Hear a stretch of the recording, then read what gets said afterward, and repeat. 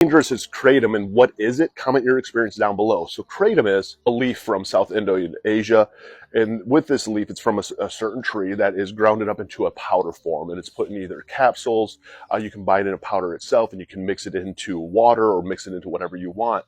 And now what kratom does is it has at a low dose a sedative side to it, so it can actually help calm you down, relax you, put you to sleep in a sense. At high doses, it does have a pain-killing properties, and it is something for some people that's used as pain management.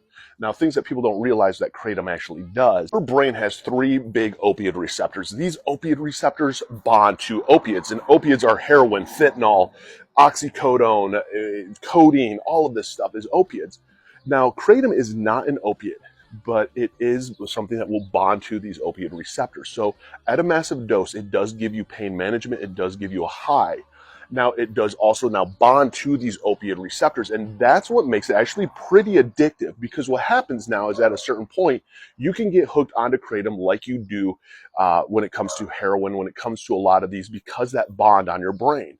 Now, the problem with that bond is when you stop, you go into kicks. If you don't know what kicks are when you have that urge and craving all of a sudden for popping more blues, popping more M30s, because you have a feeling of vomiting, nausea, you're dizzy, you have body aches and pain, you have chills, you have all these withdrawal signs. It's like the flu times 1,000 when it comes to like heroin. But when it comes to kratom, you have these same withdrawals, maybe not to that most powerful extent, but you have them there. The only way to get rid of these essentially is to get that bond broken or back together when it comes to these receptors.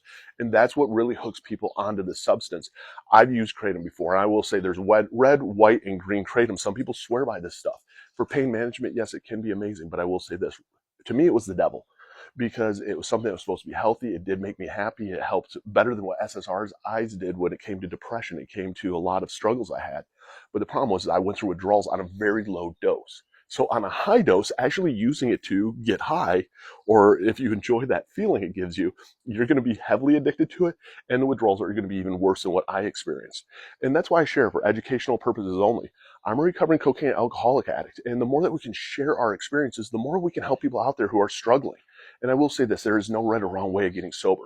Whether it's going to inpatient treatment or outpatient treatment, then download Sunflower Sober. It's tagged down below. Link is in the bio. Start tracking your days of sobriety. Talk to Sam, the AI sponsor. You got 24-hour sponsor support. Start learning and understanding your urges and cravings and where this addiction really comes from. You know, who knows? Maybe you go to an AA meeting, go to an NA meeting, go to a different, support group meeting.